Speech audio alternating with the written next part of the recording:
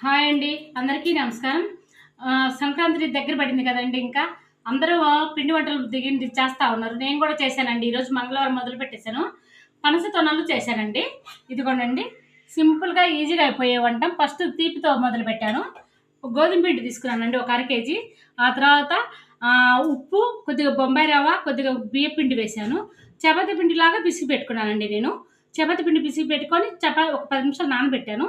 ఈలోపు మొత్తం చపాతీలు చిన్న చిన్న ఉండలు చేసేసుకొని చపాతీలు చేశానండి.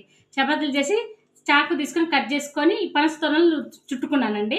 ఆ తర్వాత మళ్ళా బాండి పెట్టి బాండిలోంచి వేయించుకొని బాగా తీసి పక్కన పెట్టేసుకొని పాకం పట్టుకున్నానండి. ఒక గ్లాసు నేను అర కేజీ తీసుకున్నాను కాబట్టి ఒక గ్లాస్ పంచదార, ఒక గ్లాస్ వాటర్ తీసుకున్నా. దాంట్లో యాలక్కాయల పొడి కొట్టేసుకున్నా. తీగ పాకం వస్తే చాలండి. తీగ పాకానికి బాగా నీట్‌గా మనకి వస్తది. పాకం ముదురు పాకం అక్కర్లేదు. తీగ పాకం వస్తే ఆఫ్ చేసేసుకొని అందులో 2 ఏసుకొని దేవేసి పక్కన పెట్టేసానండి. అదే ప్రాసెస్ అండి. తొందరగా ఈజీగా అయిపోయే వంటకం ఇదేనండి. వీటిని సంపంగి పూలని గూడా అంటారండి. ఇంగింతే. ఈరోజు ఇదిగో ఇది చేస్తున్నానండి. బియ్యం పిండి పడుతున్నాను. చక్రాలకండి. చక్రాలు చేద్దామని మా అమ్మాయి వచ్చింది ఇప్పుడే. నేను చేసేటప్పుడు వీడియో చేసేటప్పుడు మా అమ్మాయి లేదండి. అందుకని చెప్పి ఇప్పుడు చెప్తున్నాను క్లియర్‌గా. ఈలోపు ఒకటి అయిపోద్ది కదా అని చేసేసాను. ఇదిగో ఇప్పుడు ఇది చేస్తున్నానండి బియ్యం పిండి.